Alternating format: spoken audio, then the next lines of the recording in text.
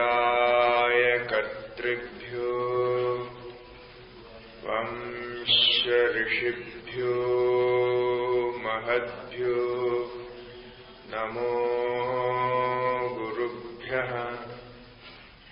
सर्वोपप्लवरहितः प्रज्ञानघनः प्रत्यगर्थो ब्रह्मैवाहमस्मि ब्रह्मैवाहमस्मि।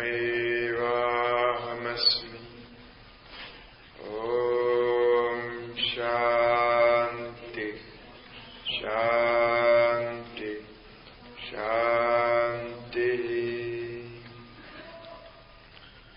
शंकरं शंकराचार्यं केशवं बादरायणं सूत्रभाष्यकृतो वन्दे भगवन्तौ पुनः पुनः। ईश्वरो गुरुरात्मेति मूर्तिभेदविभागिने व्योमवद्व्याप्तदेहाय दक्षिणामूर्तये नमः। ओम शांति शांति शांति। ओम नमो भगवते शिवानंदाय। ओम नमो भगवते शिवानंदाय। ओम नमो भगवते शिवानंदाय। ओम नमो भगवते शिवानंदाय।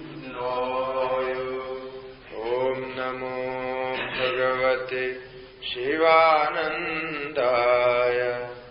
ओम नमो भगवते शिवानंदाय। ओम नमो भगवते शिवानंदाय। ओम नमो भगवते शिवानंदाय। ओम नमो भगवते चिदानंदाय। ओम नमो भगवते चिदानंदाय। ओम नमो भगवते चिदानंदाय। ओम नमो भगवते चिदानंदाय। ओम नमो भगवते चैतन्यानंदाय। ओम नमो भगवते चैतन्यानंदाय। ओम नमो भगवते ओम नमो भगवते चैतन्यानंदाय।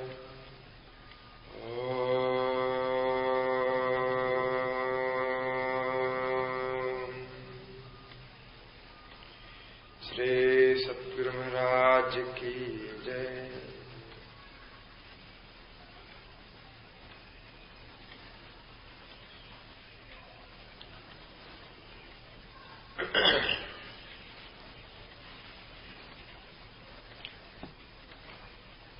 साधना पंचक अथवा उपदेश पंचरत्नम भी कहते हैं।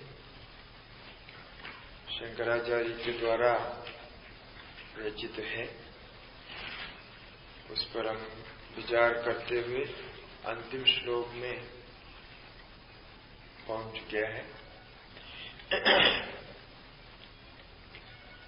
कि साधना में आगे चलते परिवर्तन होता ही रहता है। मन में परिवर्तन के साथ साथ आपके शरीर में शरीर के जो भोग है, जैसा भोजन आदि है, इसमें भी परिवर्तन आता है। बाहर जो आपको विषय प्राप्त होते हैं, वो विषय रूप में एक होने पर भी, एक जैसा होने पर भी साधन में परिवर्तन जैसा आता है, आपकी गति जब आगे बढ़ती है तो उस दृष्टि से विषयों का रूप भी बदलता रहता है। वैसा बदलना चाहिए, तभी आप मन का अपने मन में क्या क्या परिवर्तन हो रहा है ये समझ सकते हैं। मन का परिवर्तन कभी भी अंदर नहीं रहता है। मन का परिवर्तन कहीं न कहीं प्रकार से इंद्रिय व्यवहार के द्वारा बाहर भी झलकता है। तो इस प्रकार जब सब छोड़ के परमात्मा का ही चिंतन करेगा, मन वाणी आदि को संयमित किया, स्वाभाविक रूप से संयमित हो गया, तो उसके लिए क्या कर्तव्य है आगे शरीर को चलाने के लिए? तो ये कहा, एकांते सुखमास्यताम परतरे चेतस समाधीयताम। एकांत में रह करके ब्रह्म का चिंतन करना चाहिए और उसमें ब्रह्माकार वृत्ति, पूर्णात्मा सुसमीक्षता, ब्रह्माकार वृत्ति बनानी चाहिए। और ब्रह्माकार वृत्ति जब बनाएंगे उससे अलग कोई वस्तु का ज्ञान न हो। जो भी दिखाई पड़ता है तत्त रूप नाम में, उसकी सत्ता, उसका कारण वही आत्मा है, ऐसा मालूम पड़ता है।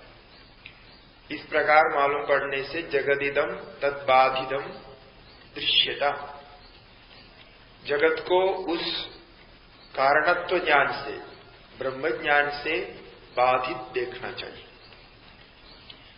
ब्रह्म कभी दिखाई नहीं पड़ेगा, क्योंकि ब्रह्म का स्वरूप सूक्ष्म है। किंतु जो दिखाई पड़ता है वस्तु, उस वस्तु का स्वरूप आप जान सकते हैं, वो ब्रह्म होता है। स्थूल में जो दिखाई पड़ता है उसका कारण कभी भी वैसा ही स्थूल नहीं होता है, उससे सूक्ष्म होता है। ऐसे कारण को जब देखेंगे तो सूक्ष्म सूक्ष्मतर होता जाएगा।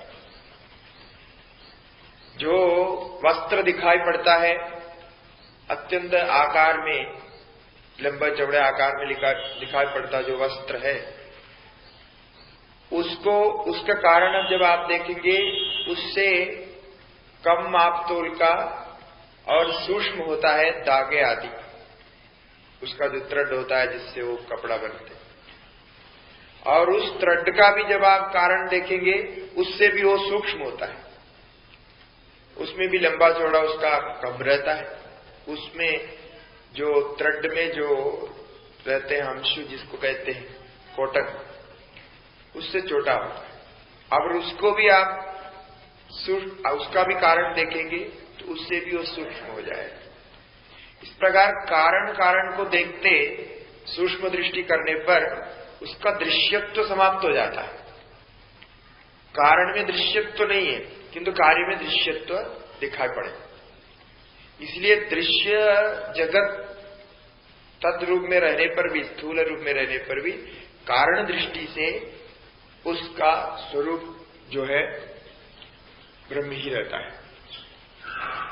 ऐसा यहां तद्बाधितम दृश्यताम का अर्थ ऐसा है, उसके द्वारा बाधित होता है।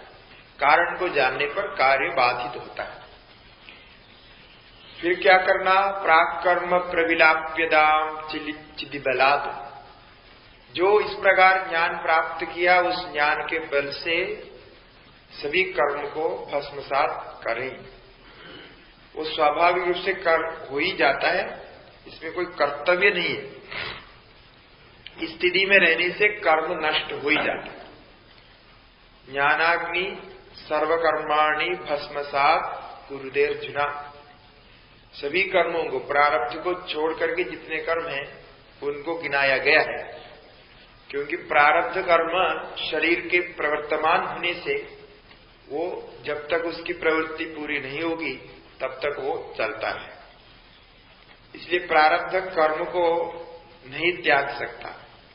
त्यागने की आवश्यकता भी नहीं है, क्योंकि उसी के अंतर्गत रहते हुए आपने ज्ञान प्राप्त किया तो वो चलता ही रहेगा, उसके अपने समय से वो समाप्त हो जाएगा। तो प्राक कर्म प्रविलाप्य, ये प्राक कर्म का अर्थ पूर्वकृत कर्म, उसका प्रविलय आप करेंगे।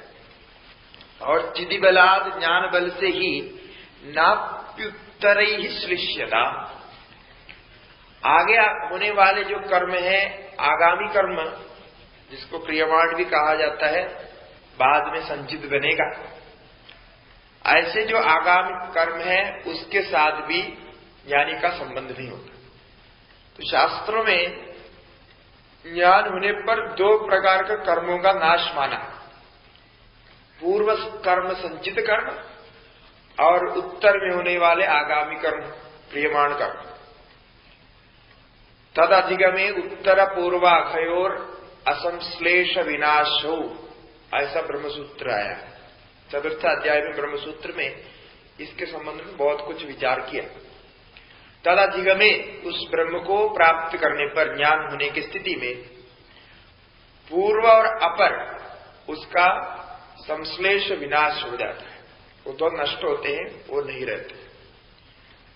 अनारब्ध कार्य एवतु, वहां भी ये सूत्र है, जब नाश होता है अनारब्ध कर्म ही नाश होता है, जिसका कार्य आरंभ नहीं हुआ उसको अनारब्ध कहते हैं। संचित का भी कार्य आरंभ नहीं हुआ, भी वो होने वाला है, वो तैयार हो रहा है। आगामी का भी कार्य आरंभ नहीं हुआ, वो भी बाद में ही होगा, इसलिए अनारब्ध में दोनों आ जाता है, वो अनारब्ध ही नष्ट होता है ज्ञान के द्वारा, ऐसा माना है। यद्यपि जगह जगह सर्वकर्माणि कहा गया, ज्ञानाग्नि सर्वकर्माणि, वहां स्मृति में भी कहा और श्रुति में भी है कि सभी कर्मों को नष्ट करता है, ऐसा आया वाक्य। किंतु सभी कर्म का अर्थ यहां थोड़ा संकुचित करते हैं कि पूर्वकृत और उत्तर आने वाले दोनों ही नष्ट होता है, प्रारब्ध नष्ट नहीं होता है, ऐसा निश्चय किया गया। क्योंकि प्रारब्ध नष्ट होने पर एक दोष आता है, जैसा ही ज्ञान हो गया वो ज्ञानी का शरीर उसी क्षण में नष्ट हो जाता है, शरीर मन प्राण सब निकल जाएगा। ऐसे स्थिति में कोई ज्ञानी पुरुष मिलेगा ही नहीं, ज्ञानी पुरुष लोग में मिलेगा ही नहीं, क्योंकि कर्म नष्ट हो गया तो फिर शरीर एक क्षण भी नहीं रह सकता। आपका एक प्राणन क्रिया के लिए, माने श्वासोच्छ्वास करने के लिए भी कर्म की आवश्यकता है, बिना कर्म में प्राणन क्रिया भी नहीं हो सकती। इसलिए नहीं मान सकते हैं कि सभी ऐसा ही होता है, ज्ञान पूरा हो गया ऐसा नष्ट हो जाता है। तो कुछ लोग इस आपत्ति को लेकर के अपने पक्ष भी रखते हैं, वो बोलते हैं विदेह मुक्ति ही असली मुक्ति है, जीवन मुक्ति को नहीं मानते। इसके कारण जीवन मुक्त कैसे रहेंगे, व्यवहार में तो वैसा ही दिखता है। कुमारिल भट्टादि जीवन मुक्ति को नहीं मानते, वो विदेह मुक्ति को मानते, क्योंकि तभी वो शुद्ध हो सकता है, नहीं तो शरीर रहे तो दोष तो रहेगा, तो कैसे होगा वो मुक्त, ऐसा कहते हैं। किंतु वेदांत में ऐसा स्वीकार नहीं किया, क्योंकि ऐसा स्वीकार करने पर बहुत सारे शास्त्र का विरोध हो जाए। तद विज्ञानार्थम स गुरुमेवाभिगच्छेत समित पाणि स्तोत्रियम ब्रह्मनिष्ठम तद विद्धि प्रणिपादेन परिप्रश्नेन सेवया उपदेक्षन्ति ते ज्ञानम ज्ञानिन तत्वदर्शिन। तो जब ज्ञानिन तत्वदर्शिन रहेगा ही नहीं तो कौन उपदेश देगा, उपदेश देने वाला रहेगा नहीं, और ब्रह्मनिष्ठ रहेगा नहीं, तो कैसे होगा। इसलिए अनेक जगह आत्मज्ञम ही अर्चयेत भूति काम, ऐसे आत्मज्ञानी की पूजा करें वो सर्वश्रेष्ठ पूजा होती है, ऐसा मुंडकोपनिषद में अंतिम वाक्य आता है। तो ये आत्मज्ञानी कौन है, तो इसीलिए जीवन मुक्त को मानना पड़ेगा, एक बात। दूसरी बात, यदि जीवन मुक्त को नहीं मानेंगे, ऐसी जीवन मुक्ति होती है करके प्रत्यक्ष प्रमाण ही नहीं मिलेगा, कोई इसको स्वीकार नहीं करेगी। और शास्त्र प्रमाण को यदि सिद्ध करना है तो उसके लिए प्रत्यक्ष प्रमाण चाहिए, प्रत्यक्ष के बिना नहीं होता। जो प्रत्यक्ष होता है उसी को स्वीकार करता है। और ब्रह्मज्ञान और ब्रह्म अत्यंत प्रत्यक्ष है, जिसको अपरोक्ष कहते हैं, अनुभव वेद्य है। इसलिए कोई ज्ञानी नहीं मिलेगा, ज्ञान के बाद कैसे स्थिति होता है वो उपदेश नहीं देगा, तो मार्गदर्शन नहीं हो पाएगा और सारे शास्त्र व्यर्थ हो पाएंगे, व्यर्थ हो जाएगा और कोई उसमें प्रवृत्ति ही नहीं होगी, क्योंकि ऐसा हुआ है करके दिखाई नहीं पड़ता। इसलिए भी जीवन मुक्ति को मानना पड़ेगा। बहुत सारे उसमें हेतु दिए कि जीवन मुक्ति के माने बिना काम नहीं चल सकता। वो जीवन मुक्ति किस अवस्था में होती है, वो तो जिस काल में ज्ञान होगा उस काल में हो जाएगा। किसी को गर्भ में ही ज्ञान हो गया, गर्भेवतु सत् वामदेव एवं वाच अहम सूर्य अभव मनुरभव चंद्रश्च अभव, कि गर्भ में रहता हुआ ही वामदेव ऋषि ने ऐसी घोषणा की, मैं ही सूर्य बना हूं, मैं ही चंद्र बना हूं, और मैं ही मनु बना हूं, मैं ही सबको बनाने वाला हूं, ऐसे अपने आत्मा भाव का अनुभव किया। उनको कोई साधन की आवश्यकता नहीं पड़ी, क्योंकि पूर्व में सब साधन कर रखा था, इसलिए वो गर्भ में ही प्राप्त की। उसके बाद गर्भ से बाहर आने के बाद तो कई लोगों को प्राप्त हो, वो तो जानते हैं। तो अंतिम क्षण तक कभी भी आपको ज्ञान प्राप्त हो सकता है। ऋषि लोगों को प्राप्त हुआ, देवता लोगों को प्राप्त हुआ, मनुष्यों को प्राप्त हुआ, सबको प्राप्त होता है। तो ये प्राप्त होता है और उसके वो प्राप्त होने के बाद भी उसका जीवन आगे चलता है। तो इसके लिए इसको व्यवस्था बनानी पड़ेगी, केवल विदेह मुक्ति से काम नहीं चल सकता। इसलिए प्रारब्ध शेष रहता है ज्ञानी का, ऐसा मानते। जब प्रारब्ध शेष रहेगा तो ज्ञानी अलग अलग दिखाई पड़ेंगे। एक ज्ञानी दूसरा ज्ञानी जैसा नहीं होता। ज्ञान तो एक ही उन्होंने प्राप्त किया है, ब्रह्म ज्ञान, उसमें कोई भेद नहीं। वो बालक प्राप्त करे, युवक प्राप्त करे, वृद्ध प्राप्त करे, ब्राह्मण प्राप्त करे, क्षत्रिय प्राप्त करे, कोई भी प्राप्त करे, ज्ञान में कोई अंदर नहीं रहता। यहां तक ऋषि मुनि देवता कोई भी ब्रह्म ज्ञान को प्राप्त करता है, अहम ब्रह्मास्मि ऐसे भाव को ही प्राप्त करता है, आत्मे विदगुण सर्व भाव को ही प्राप्त करता है, इसमें कोई संशय नहीं। किंतु एक ज्ञानी दूसरे ज्ञानी जैसा नहीं दिखता। हमारे भारत देश में ही कितने ज्ञानी हैं जिसके चरित्र हम जानते हैं, जिनके इतिहास हमारे पास है, और जो नहीं जानने वाले और भी बहुत हैं। जो प्रख्यात होते हैं वो बहुत कम होते हैं, अभी भी भारत में ऐसा है। नहीं प्रख्यात होने वाले ज्यादा होते हैं। ऐसे संत पहले से रहा है, अभी भी है। तो ज्ञानी होने के बाद इनका एक प्रकार का व्यवहार, एक रूपता नहीं दिखाई पड़ता, एक प्रकार का उपदेश भी दिखाई नहीं पड़ता, है ना। इसलिए संशय होता है, लोग वो ऐसा बोल रहा है, ये ऐसा बोल रहा है, वो सही है कि ये सही है, कौन से गुरु सही, ये हो जाता है। इसलिए इस पर भी विचार किया है कि ऐसा क्यों होता है। इसका उत्तर ये दिया गया ब्रह्मसूत्र में ही है ये, कि देखिए ज्ञान तो एक ही प्राप्त हुआ है, किंतु प्राप्त होने के बाद जो उपदेश देता है, उपदेश के लिए वो अपने वाणी को इस्तेमाल करता है, मन को इस्तेमाल करता है, अपने शरीर का हाव भाव को इस्तेमाल करता है। जिस देश में रहता है, जिस काल में रहता है, जिस अवस्था में रहता है, उसकी उम्र आदि जो अवस्था है, उन सबको से प्रेरित होकर के, उन सब से संबंधित होकर के ही उपदेश करता है।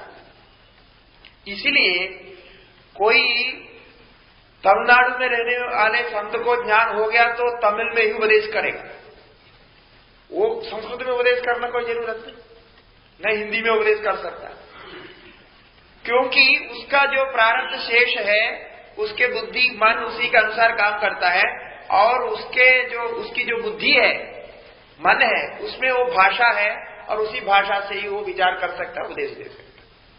रामकृष्ण परमहंस जी जो है, जितने उपदेश दिए, उनके सारे उपदेश बंगला भाषा में ही है। वो कोई अंग्रेजी नहीं सीखा, नहीं कोई संस्कृत से बात किए, और न कोई शास्त्र का उदाहरण उन्होंने दिया, शास्त्र वचनों का उदाहरण नहीं दिया उन्होंने।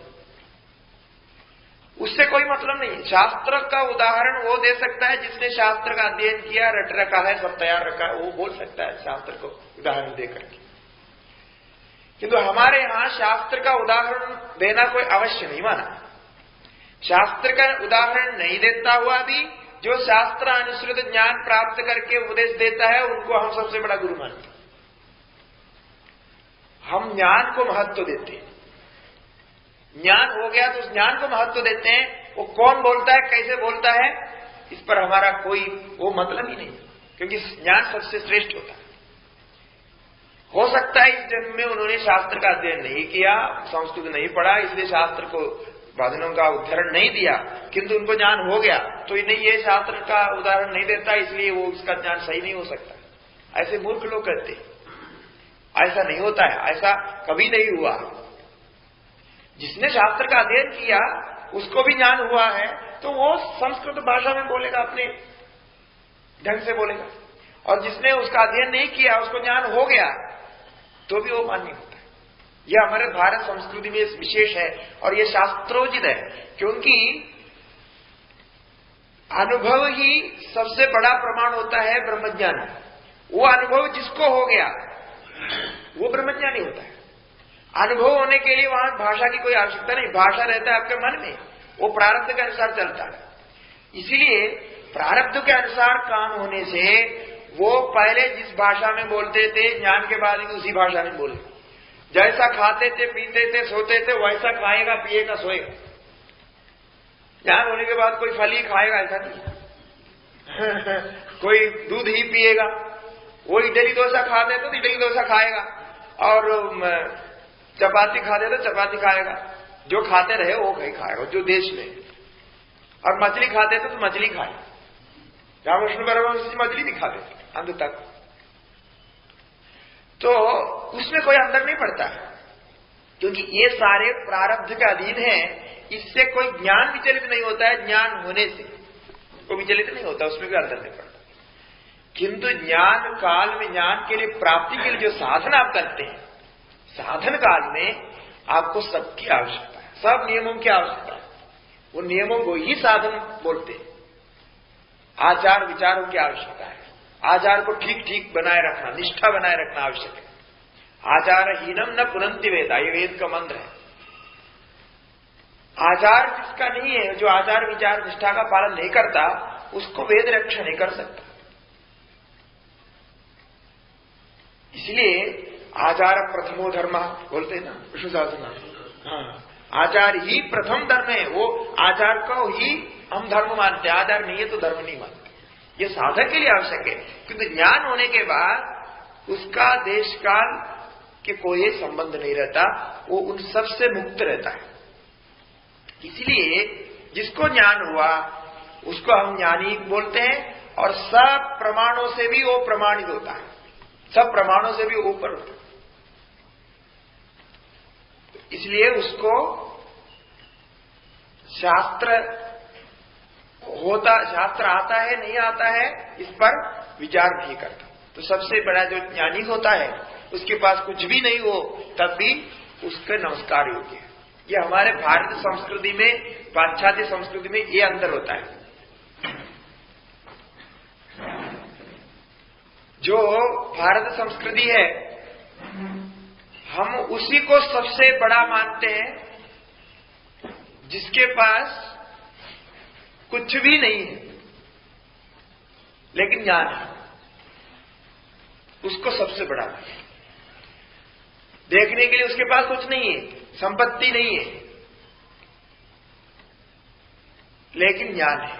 उसका शरीर भी ठीक नहीं है, शरीर भी सुंदर नहीं है, कोई बाकी कोई भी चीज हम उससे संबंध नहीं करते हैं, लेकिन ज्ञान है तो उसको बड़ा मानते हैं।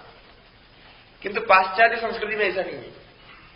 वहां उसको बड़ा मानते हैं जिसके पास सबसे ज्यादा संपत्ति हो। आपके पास ज्ञान है लेकिन कोई संपन्न नहीं है तो उनको अच्छा नहीं लगता। वो बोलते हैं आपके पास इतने ज्ञान है, इसको बेच करके जल्दी पैसा कमाना चाहिए, तभी आपको लोग नमस्कार करेंगे। इसलिए वहां जो बड़पना है, जो बड़ा होता है, वो संपत्ति को लेकर के होता है। जो अच्छा संपन्न है वही बड़ा होता है, ज्ञान होने से कोई बड़ा नहीं होता। यहां जिसके पास, हाँ, यहां जो ज्ञान होता है उसको बड़ा मानते। हमारे छांदोग्य उपनिषद में एक ऋषि के कथा है, बहुत सुंदर रोचक कथा है। एक राइको नाम के ऋषि थे, गाड़ी वाला। हाँ, राइको। ये घूमते रहते थे। उस जमाने में बैलगाड़ी रही होगी, तो बैलगाड़ी को लेके एक गांव से दूसरे गांव में घूमते रहते थे। चलते चलते एक गांव में आके रुका, और ये बड़े ज्ञानी थे। एक विशेष प्रकार के साधन है संविदोपासना, उसके वो ज्ञानी थे। एक प्रकार की प्राणोपासना, ब्रह्मोपासना है, उसके ज्ञानी थे वो। तो वो आकर के गांव में रहता है रायपुर। तो उस राज्य में एक राजा है जो दान बहुत करता है, दान करने को ही सबसे बड़ा धर्म मानता है। सब जगह, अलग अलग जगह अन्न क्षेत्र खोल दिया, आज बहुत अन्न खिलाता रहता है, जितने भी लोग आए सबको अन्न खिलावे, ऐसा दान बहुत करता है। तो मैंने दान की महिमा वो नहीं जानते थे, मतलब दान को ही सबसे बड़ा मान, बाकी की किसी का भी उसका कोई पता नहीं। तो एक दिन वो अपने महल के ऊपर टहल रहे थे, तो ऊपर से कुछ पक्षियां आपस में बात करके जा रही। वो पक्षियां आपस में बोल रही है कि ये जो राजा है अपने को बहुत बड़ा मानता है, इतना दान करता है, बड़ा अभिमान करता है, मैं बड़ा दानी हूं, मेरे जैसा कोई नहीं, ऐसा बड़ा अभिमान करता है।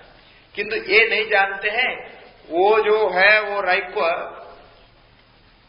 वो तो इससे भी बहुत बड़ा है, और राइको के सामने ये कुछ नहीं। हाँ, 1/14 भाग भी इसका नहीं है, वो तो पूरा पूरा उसके पास। और वो जो प्राप्त किया उसको प्राप्त किया, तो ये सारा कुछ प्राप्त किया होता है, ये राजा नहीं जानता है। ऐसे राजा को निंदा करते हुए ये पक्षियां जा रहे थे आपस में बात करते। राजा ने सुन लिया, तब तक राजा को ये मालूम नहीं था कि इससे बड़ा कोई है। तो राजा सुन लिया तो राजा को नींद नहीं आई, उस दिन रात को नहीं सोया। ये क्या क्या बात हो गया, हम इतने साल से इतने दान कर रहे हैं, सब जगह सेवा कर रहे हैं, और इससे भी बड़ा कोई है जिसको प्राप्त करने सब कुछ प्राप्त होता है।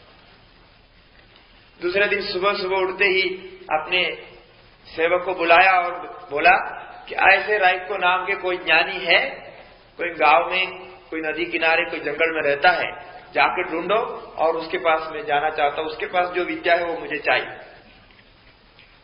ये गया, सब जगह ढूंढा, गांव में इधर उधर ढूंढा, नहीं मिला। वापस आया, बोला नहीं मिला। और तुमने कहां ढूंढा? बोला कि वो गांव में ढूंढा, शहर में ढूंढा, सब जगह ढूंढा। अरे ऐसे ढूंढने से नहीं मिलते हैं, ये लोग जंगल में रहते हैं, कहीं कोने में कहीं रहते हैं, इसलिए गांव में नहीं मिलेगा, गांव से बाहर जंगल में जाके ढूंढो तब मिलेगा। हाँ, ये गांव में थोड़ी रहते हैं। ऐसा करके ढांढा, फिर उसको दोबारा भेजा। फिर वो गांव से बाहर जाके जंगल में ढूंढा, तो कहीं रास्ते में वो मिल गया, एक बैलगाड़ी के नीचे बैठा हुआ था। वो बैठा, मतलब बैठ कर क्या कर रहे ये भी वहां लिखा हुआ है, वो शरीर कुचल रहा था, मतलब उसके शरीर में कुछ कुचली थी, तो कुचलते हुए आराम से बैठा हुआ। अब एक जाके पूछता है कि आप ही वो राइको हो? तो वो उसको गुस्सा आता है, ये क्या पूछ रहा है, वो कुछ लाया तो नहीं खाने को लिए है, कुछ भिक्षा भी नहीं लाएगा, तो कुछ भी नहीं लाया और पूछ रहा है मैं ही। बोला हाँ मैं ही राइको हूं, तुमको क्या चाहिए? ठीक है, ठीक। और उसको तो उतना ही था, वही राइको करके मालूम करना। वो तुरंत वापस दौड़ के राजा के पास आया, आके बोला वो दिखता है बड़ा जो है नालायक व्यक्ति दिखता है, मतलब इसका कुछ भी नहीं है, वो बैलगाड़ी के नीचे बैठा हुआ है, लेकिन बहुत गुस्सा करता है। हाँ, कुजली भी कर रहे हैं और साथ में गुस्सा भी कर रहे हैं। हमने पूछा तो बहुत गुस्से से हमको उत्तर दिया, लेकिन है वही है, वो राइको ही। फिर राजा ने सोचा उसका मतलब ये कुछ नहीं ले गया हाथ में, इसलिए गुस्सा हो गया। तो राजा जो है 1000 गायें और रथ, हाँ कुछ सामान सब लेकर के, खाने पीने का इतने सारे सब लेकर के गया। उस समय कुछ भी दे रहा तो गाय के रूप में, रथ के रूप में देते थे। लेकर के उसके पास गया और कहा कि ये सब आपके लिए हम लाए हैं, तो आप जो विद्या जानते हैं उसका उपदेश दीजिए। तो वो कहता है तुम क्या सोच रहे, कैसे राजा है, इतना सब लाने से वो विद्या हम सिखाएंगे? नहीं सिखाएंगे। वो बोला तुम्हारे पास ही रखो, तुम्हारा रथ, तुम्हारा सब कुछ तुम्हारे पास ही रखो, हम नहीं सिखाते, तुम जाओ। ऐसे उसको गुस्से से वापस कर। अब राजा को लगा कुछ कमी और रह गई, मतलब मेरी भक्ति में कुछ कमी रह गई, इसने ही उपदेश दिया, इतने सारा ले गया फिर भी उपदेश नहीं दिया, इसका मतलब कुछ कमी है। वो वापस घर आता है, फिर अपनी लड़की को भी लेके जाता है, अपनी कन्या को लेके जाता है और कन्या सहित बाकी जो पहले लाया था फिर देता है, तब वो स्वीकार करता है। अब इसमें वहां अलग विचार है, वो बताए। तो इतना उपदेश मैंने ये जो दे दिया तो उपदेश किया, बाद में हो गया। अब पहले सामान ले गया तो उन्होंने स्वीकारा नहीं, बाद में कन्या सहित ले गया, कन्या को विवाह करके दे दिया और बाद में बोला कि जो गांव में तुम रहते हो वो गांव तुम ले लो, वहीं रहो इत्यादि करके ये भी किया, तब उपदेश दिया। किंतु कन्या को ले जाने से फिर उपदेश क्यों दिया, इसका मतलब क्या था? तो वहां आचार्य लिखते हैं कि देखो जो फकड़ होता है वो तो अभी तक एक बैलगाड़ी लेकर के घूम रहे थे, वो साधन उनका वही था, घूमते हुए साधन करते रहते एक जगह से दूसरे जगह। अब इतने सामान सारे ले जाएंगे, गाय है और रथ है और बहुत सारे खाने पीने के सामान है, दाल चावल आदि, इतने सारे उसको देखेंगे, इसको कौन संभालेगा? अब ले लिया तो उसको संभालना पड़ेगा ना, वो तो अभी फकड़ आदमी है, उसके पास कोई है ही नहीं संभालने के लिए, ना परिवार है कुछ नहीं, वो ब्रह्मचारी है। तो इसीलिए पहले जब रह गया तो राजा को मूर्ख समझा। तुम क्या सोचता है कि ब्रह्मचारी को ऐसे इतना दान नहीं देना चाहिए? ब्रह्मचारी जो होता है उसको इतना दान देंगे तो फंस जाएगा ना, इसीलिए ब्रह्मचारी को नहीं देना चाहिए। गृहस्थ हो गया तो गृहस्थ को ऐसा दान देना चाहिए, इसलिए किसको क्या दान देना ये भी तुम नहीं जानते हैं, इसलिए वो गुस्सा हो गया भाई कि मैं जिस अवस्था में हूं मैं ऐसे दान लेने के लिए तैयार नहीं हूं। फिर जब कन्या को आ गया, फिर शादी हो गया, तब वो परिवार हो गया, तब वो सामानों से कोई प्रयोजन है, फिर घर देखने के लिए, गाय को देखने के लिए कोई है तो घर चलेगा, तब गृहस्थ हो जाएगा। तो इस प्रकार कुछ भी नहीं है उसके पास और खुजलता रहता है, किंतु ऐसे ऐसे लोगों के पास राजा जाकर के ज्ञान प्राप्त करते। वो परंपरा अभी भी है कि ज्ञानी जो होता है उसके पास कुछ होना कोई जरूरी नहीं, कुछ हो तो अलग बात है। किंतु अभी क्या हो गया, धीरे धीरे वो बदल रहे, धीरे धीरे पाश्चात्य संस्कार हम अपनाने के कारण लोगों का विचार भी ऐसा हो गया, जिसके पास कुछ नहीं है उसको उसके पास ज्ञान है ऐसा नहीं मानते। अभी ज्ञान ही है, आप अच्छा संदेह दिखाने के लिए आपके पास कुछ होना भी चाहिए, हाँ कुछ आश्रम वगैरह हो, हाँ नाम हो, फिर सब कुछ हो, तभी लोग मानते हैं आपके पास ज्ञान है। अभी कोई भी मिलने जाते हैं, किसी से भी परिचय होता है, तुरंत पूछता है आपका मोबाइल नंबर क्या है, फिर दूसरा पूछेगा आपके पास विजिटिंग कार्ड है, ये पूछे। अभी ऐसा हो क्या, अब साधु हो संधु कोई भी हो, ये दो चीज आपके पास नहीं है तो कोई मतलब वो फिर संभव नहीं है, अभी बना नहीं बना। तो ये पूछता है, अब शैली बदल गई, पहले जैसे नहीं है। तो ऐसा मान्यता भी धीरे धीरे बदलती जाती है, ऐसा बदलने से हम रोकना चाहिए। हम ज्ञान को ही मुख्य मानते हैं, ज्ञान ही मुख्य है हमारा और हमेशा वही मुख्य रहेगा, उससे ही हमको फल है। तो अभी जिसको ज्ञान हो गया उसके बारे में तो मालूम हो गया कि किसी भी स्थिति में उसको प्रारब्ध तो रहता है जितना हो, इसलिए तस्य तावदेव चिरम यावद न विमोक्षे, वो उस समय तक शरीर में रहेगा वो ज्ञानी जब तक उसका प्रारब्ध रहेगा, ऐसे वाक्य आता है छांदोग्य में। तो अभी ज्ञान होने के बाद जितना समय उसका शरीर रहता है, 30 साल 32 साल अथवा 1 साल 1 महीना जितना भी रहेगा, वो प्रारब्ध के अनुसार शरीर से कुछ कर्म होगा ही, खाना पीना आदि जो आवश्यक कर्म है उसके साथ अन्य भी कुछ कर्म होता ही रहे, कुछ भी कर्म होता है उससे कुछ न कुछ पुण्य पाप अवश्य होगा। अब वो पुण्य पाप के साथ ज्ञानी का सीधा संबंध नहीं होता है, क्योंकि जब तक आपको शरीर के साथ कर्तृत्व भोक्तृत्व बुद्धि है तब तक आपके द्वारा किया हुआ कर्म आपका होता है। मतलब कोई कर्म आप किया, वो कर्म आपका होने के लिए हेतु ये है कि कर्तृत्व भोक्तृत्व बुद्धि बना रहे हैं, मैं ऐसा हूं वैसा हूं, ऐसा जो अंदर अभिमान होता है, अभिमान बना रहे हैं, तभी वो आपका होता है। वो अभिमान नहीं है, वो अभिमान को आपने किसी प्रकार भी त्याग दिया, कर्मयोग के द्वारा भगवत समर्पण से त्याग दिया अथवा ज्ञान से संपूर्ण त्याग दिया। अभी अभिमान नहीं है उसको। अभिमान नहीं होने से उससे शरीर से होने वाला कर्म कहां जाएगा? उसके पास तो जा नहीं सकता, क्योंकि वो लेता नहीं, वो तो निर्लिप्त हो गया। यदा पुष्कर फलाशय आपो न श्लिष्यते एवं विधि पाप कर्म न श्लिष्यते। जैसे पानी में कमल का फूल होता है, वो पानी में रहता है, किंतु कमल का फूल में कभी भी पानी नहीं चिपकता, उसका संश्लेष नहीं होता है, अलग रहता है। इसी प्रकार ज्ञान यद्यपि है, वहां शरीर में है, संसार में है, तो भी उससे पाप कर्म का, पाप पुण्य का संबंध नहीं होता। तो ऐसा कहा गया, तो ये पाप पुण्य जाएगा कहां? तो इसका विचार किया शास्त्रों में, तो वहां ये कहा इसका पाप कर्म पुण्य कर्म दोनों का विभाग होता है। पुण्य कर्म जाएगा उस ज्ञानी को जो सेवा करता है, उसके जो शिष्य वर्ग है, जो उनको मानता है, उनको जाएगा उसका पुण्य का फल। इसीलिए कहा गया कि आत्मज्ञानी को पूजा करने से बहुत फल मिलता है। एक अश्वमेध करने का फल मिलता है, ऐसा कहा है शास्त्र। क्योंकि उसके पास तो वो, उसको चाहिए नहीं, हो उसके पास खूब रहता है, वो अच्छे अच्छे कर्म करता है, इसलिए उसके पास पुण्य रहता है। ये पुण्य के लालच से लोग उनके सेवा करते हैं। ज्ञान के लिए बहुत कम लोग संतों के पास जाते हैं, ऐसे सेवा करने से पुण्य मिलता है, हमारे काम हो जाता है, ऐसा सोचते हैं। वो किससे होता है? उसके पास इस प्रकार का जो पुण्य रहता है, जो सेवा करने वालों के पास जाता है।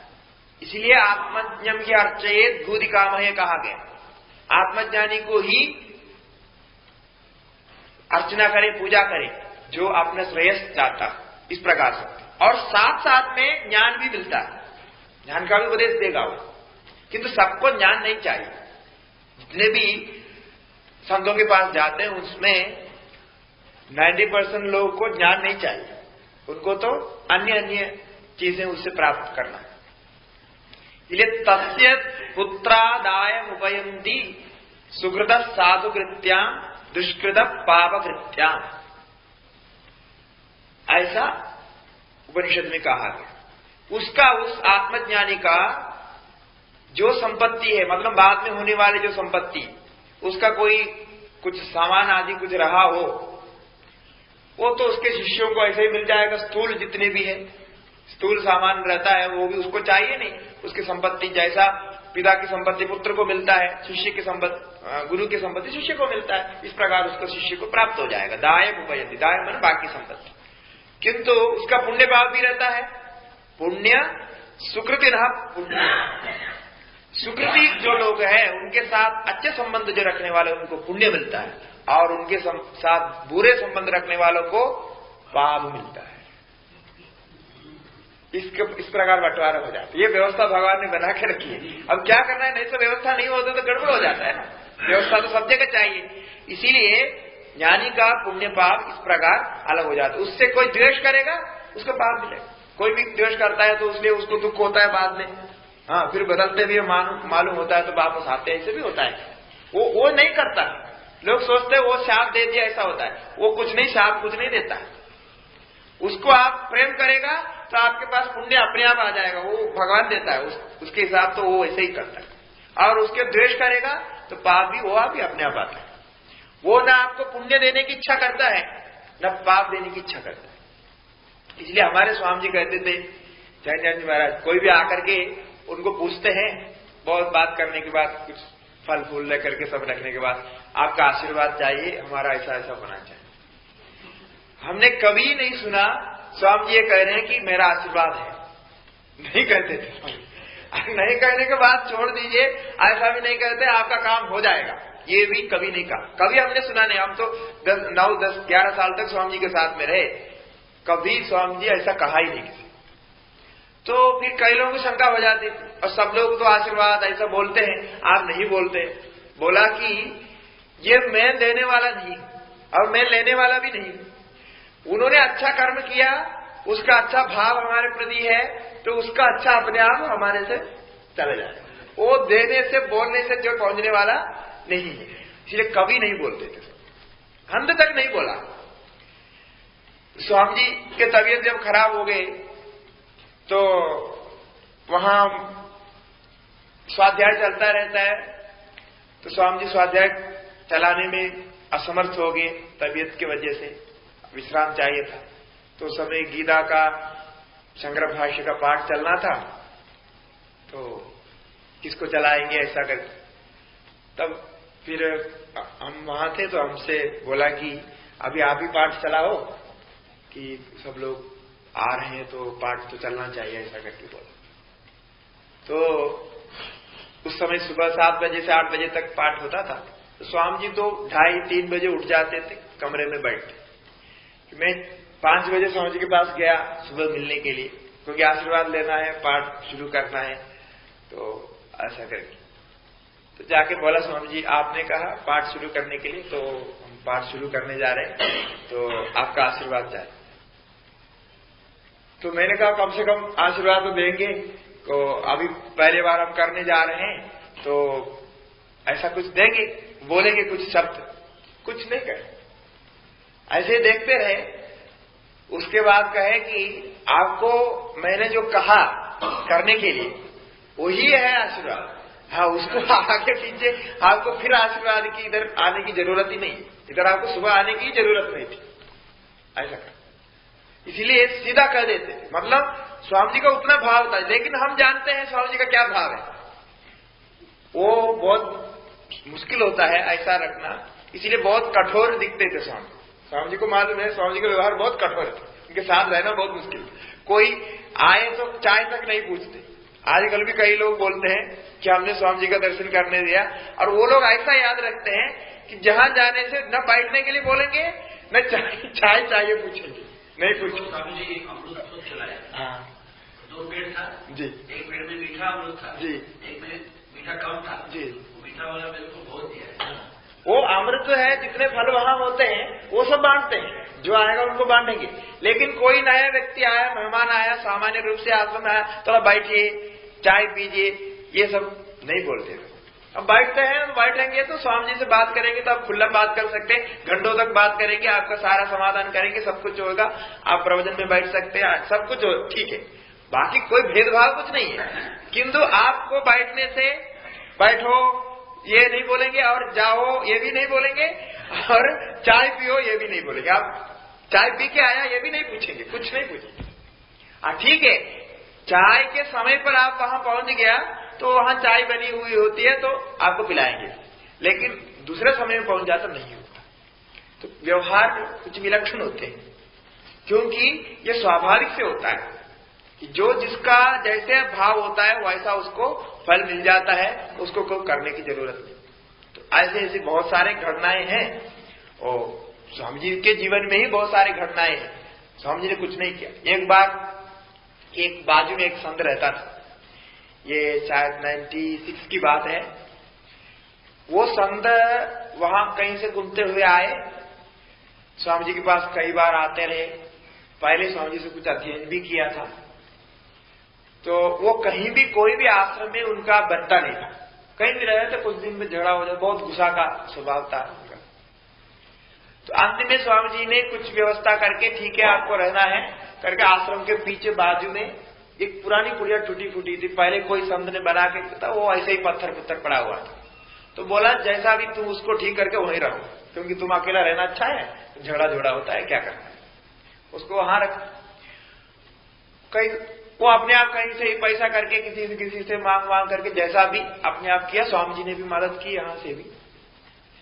2-3 साल में सबके साथ जैसा झगड़ा होता है स्वामी जी के साथ भी हो गया। मैंने कुछ उनको बनी नहीं, तो फिर आना बंद कर दिया। धीरे धीरे उनके अंदर वो रोष होता है।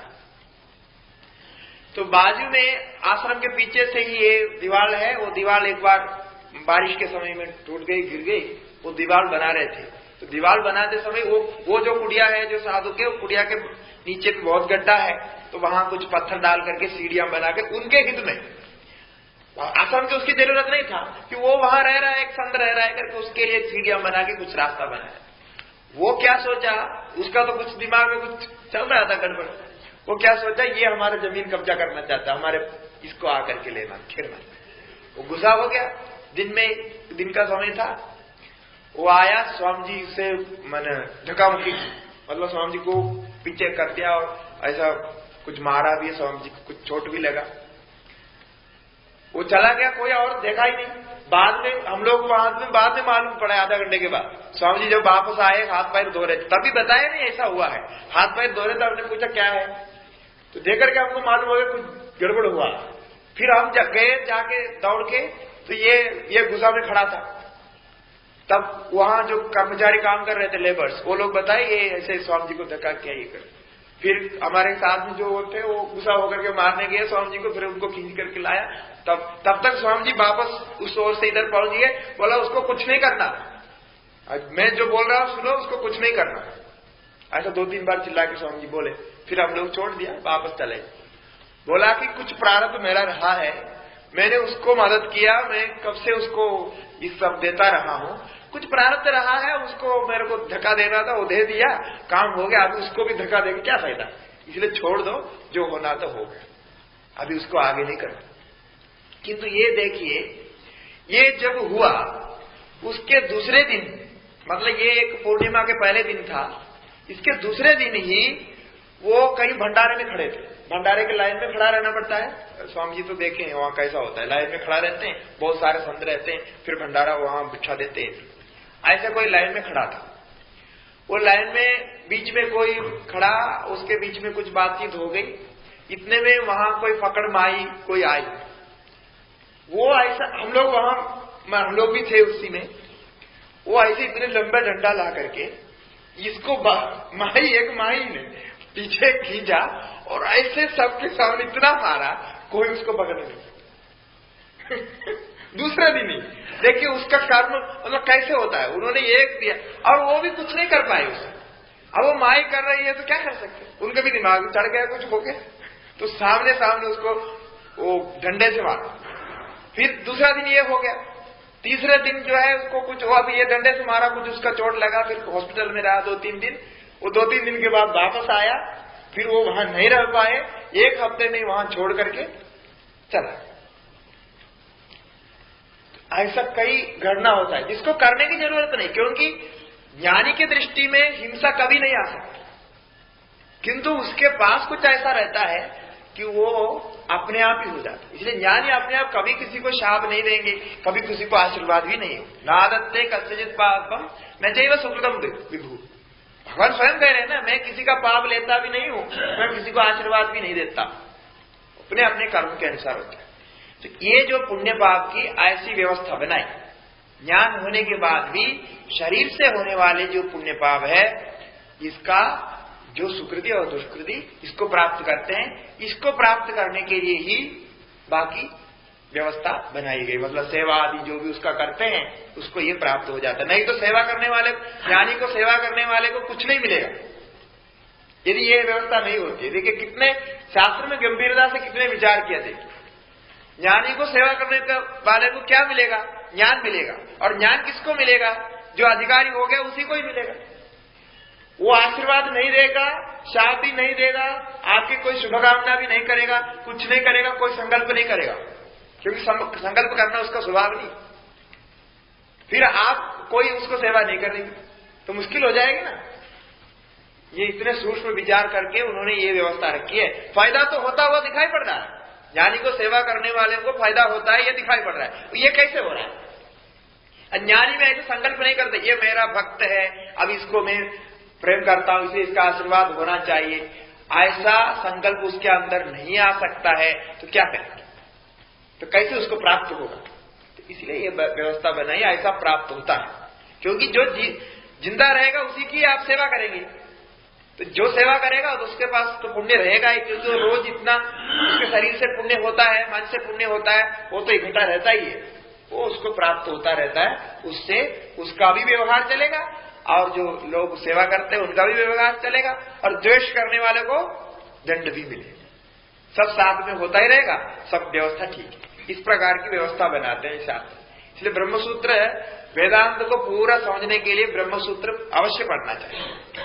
ब्रह्मसूत्र जब तक पूरा नहीं पड़ेगा आप सब व्यवस्था नहीं बना पाएंगे, मैंने समझ में नहीं आएगा। सब शास्त्र में कहा है किंतु किसको कहां क्या लगाना है इसको समझने के लिए ब्रह्मसूत्र है। और वेदांत में निर्णय शास्त्र कहते हैं उसको, जितने भी आपको विरोध मतलब आगे पीछे का लगता है उसका निर्णय ये देता है। ये हो गया। अब बोलते हैं बाकी क्या है, प्रारब्धम तिह भुज्यता, शेष प्रारब्ध जो रहता है इसका भोग करते रहिए, आत्मचिंतन आत्मा में परिनिष्ठित होकर के, क्योंकि आत्मनिष्ठा और आत्मा ही बन जाए, ब्रह्मविद ब्रह्मैव भवति, ब्रह्मवेत्ता ब्रह्म ही होता है।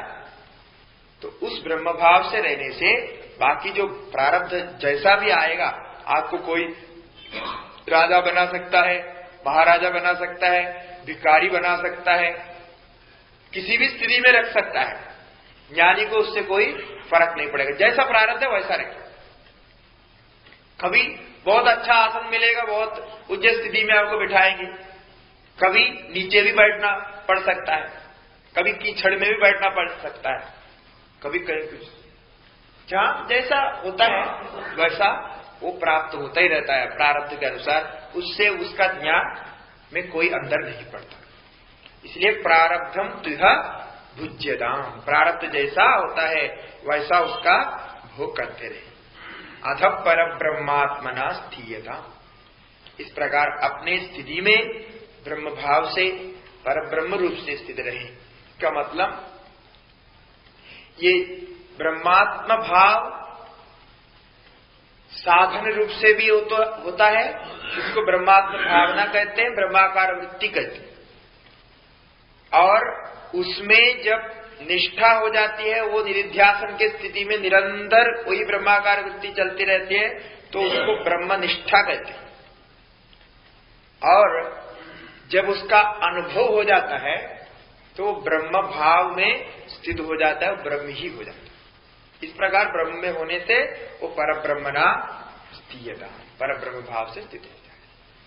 अब इसके लिए जितने भी साधन बताए गए हैं उसका पहले से हमने विचार किया। तो शरीर से, मन से, प्राण से, ये तीनों से ही हमारा साधन होता है। साधन जिसको कहते हैं ये तीनों से ही होता है, आत्मा से कोई साधन है ही नहीं। ये तीनों जो है उपाधियां हैं, जिसके बारे में हम प्रातःकाल में मांडुक्य में चर्चा कर रहे हैं। शरीर की अपनी स्थिति है, तो शरीर के द्वारा जो साधन हो सकता है उसको करना। तो शरीर के द्वारा होने वाला साधन कर्म है, पूजा आदि है और परोपकार सेवा आदि, ये शरीर से होने वाला साधन है। इससे अंतःकरण शुद्ध होता है। और अंतःकरण से होने वाले साधन में जप, ध्यान, एकाग्रता आदि अंतःकरण में होने वाले साधन, ये अंतःकरण से करें। और प्राण से होने वाले साधन है प्राणायाम, प्राण में एकाग्रता करना, ये प्राण से होने वाले साधन। तो ये तीनों साधन है आपको आत्मा में पहुंच जाने। आत्मा में पहुंच जाने का मतलब, आत्मा तो वहां नित्य सिद्ध है, उसमें उसके लिए इन साधनों की आवश्यकता नहीं, उसको सिद्ध करने के लिए। किंतु वो नित्य सिद्ध का जो स्वरूप जैसा है वैसा जानने के लिए इन साधनों की आवश्यकता पड़ती है। इसीलिए साधक को साधनों को अपनाते समय केवल साधन अपनाते रहना, साधन करते रहने को ही कर्तव्य नहीं समझना है। साधन ही साध्य नहीं है, साधन ही लक्ष्य नहीं है। साधन साध्य को प्राप्त करने के लिए होता है। इसलिए साध्य के और बढ़ते रहना हमारे मुख्य कर्तव्य है। केवल साधनों को करते रहते हैं, साधन ही करना, ऐसा नहीं। साधन कर रहे हैं साध्य की सिद्धि के, इसलिए साधन करते समय हमारे साध्य का ध्यान, साध्य का ज्ञान होना चाहिए। इसके बिना साधन करने से केवल साधन में ही रह जाएंगे, साध्य का ज्ञान दोनों साथ साथ में होना चाहिए, तभी आप प्रगति कर सकते हैं। इस प्रकार से विचार करते हुए साधन करते रहिए और ये साधना पंचक को रोज विचार कीजिए, क्या क्या कहा गया, किसके लिए क्या कहा, उसका चिंतन कीजिए। तो भगवान के आशीर्वाद और गुरु के आशीर्वाद से आपको ये साधन सिद्ध हो जाएगा, साध्य भी सिद्ध हो जाएगा। तो साधना पंचक स्तोत्र यहां समाप्त होता है।